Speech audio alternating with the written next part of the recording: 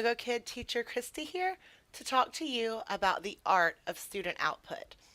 Student output is one of the very most important aspects of an online English classroom.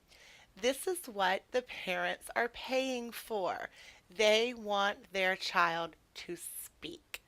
Conversational English with a native speaker is the goal, and that's why the student is here.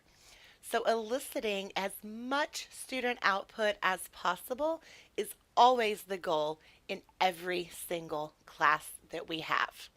Student output should always be at least the 50% level, if not higher. This means the student is talking just as much, if not more, than you are. Being able to elicit this much student output requires the use of several different ESL techniques that you have hopefully already learned. Effectively eliciting this much student output often requires the use of several other ESL techniques as well, such as TPR, props, and effective corrections. When you pull these all together and use these tools effectively, you can get the student output level that you need. First of all, you need to make sure that the class is fun and interesting for the student. This lowers what we call their affective filter, and it makes them more willing to take chances and to try new things. They need to be willing to take a risk to be speaking this much in class. It's also important that you are focusing from the very beginning on eliciting complete sentences from the student. If you set the expectation that a complete sentence is required from the very beginning, it's much easier to achieve the levels of student output that you're trying to reach. So why is it that we want so much student output anyway? The goal here is language acquisition, the ability to apply language and to engage in conversation, not simply language learning, which is just about learning vocabulary words. So in order to achieve language acquisition, the students need to be using the language. They need to be engaging in the conversation, not simply listening to you as the teacher talk. So how can we encourage this increased level of student output? In the lower levels, it's going to involve a lot of repetition in the beginning. You want to model what it is you want the student to say, and then you want them to repeat you. Because we are looking for that 50% at least student output, it's important that your language use is limited almost solely to the things that you want the student to say. So rather than saying, Johnny, can you say apple? We would say, Johnny, apple. Yes, apple. Apple. Next, you want to push for that complete sentence. Maybe you want them to say something like, I like apples. So you could say, Johnny, what do you like? You're probably going to have to model the answers to this question at first. So you could start out by holding up the apple. Hopefully at that point the student will say apple, and you can say, good job. At this point, we're going to push for the complete sentence. We can do that a couple of different ways. I have taught my students that this simple TPR motion means that I want a complete sentence. So if it's a regular one of my students, they'll know this means complete sentence. If it's a new student to you, you can model the sentence. You could do it one way you can model a complete sentence is by counting out the words on your fingers as you say them.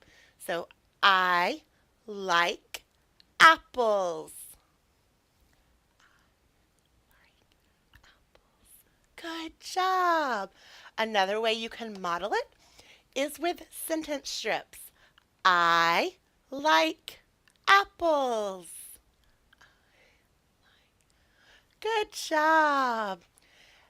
As they learn the sentence structure you're looking for, you can start pulling back how much you say.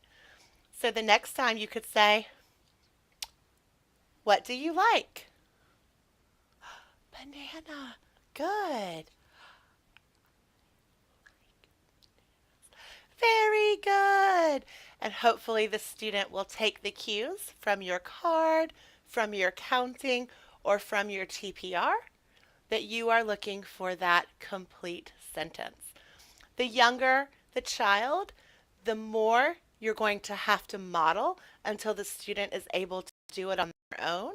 But if you continue using these techniques consistently with the student, they will begin to learn the expectation and their student output will continue to increase. Another really important aspect to getting that increased student output is simply making sure you are giving plenty of wait time.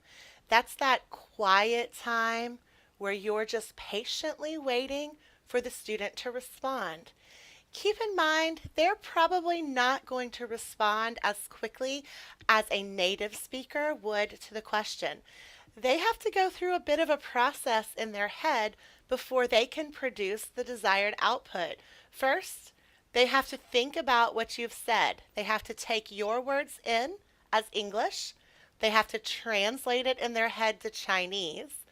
Then they have to come up with the answer, probably in Chinese first, translate it back to English before they can begin to speak.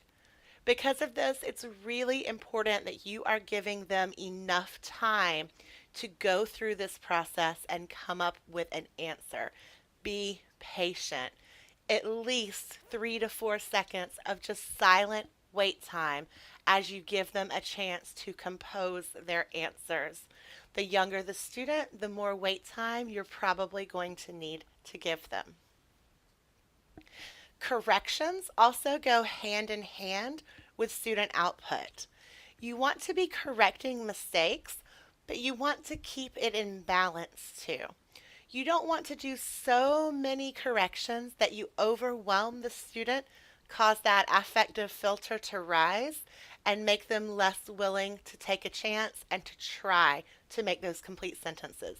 So choose your corrections carefully. Remember to never make more than one correction at one time. And if you see that they are continually struggling with it, even after you've corrected it, just go ahead and move on. You can come back and try the correction again at a later point in the lesson, or you can just note it in the parent feedback and ask the parent to practice that particular word or sentence structure with their student. For the upper level students, all of these same techniques you use with the lower level students still apply. So I still use my sentence TPR. I will still occasionally count out the words for the sentence. And I will also occasionally use sentence strips. There are a few other ways that you can elicit additional student output from an upper level student as well. You want to make sure you are asking plenty of extension questions. These upper level students need the opportunity to engage in an authentic conversation. Don't just simply ask them what they see or what do they like. Ask them why. Why do you like apples?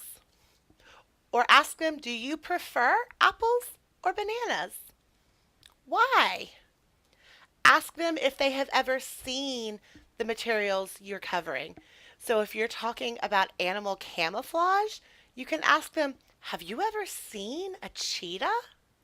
You have? Where did you see it? And encourage them to answer you in complete sentences always. Always the complete sentences. I hope you found these suggestions helpful, and I hope you can use them to increase your student output in every class you teach. Have a great day. Bye-bye.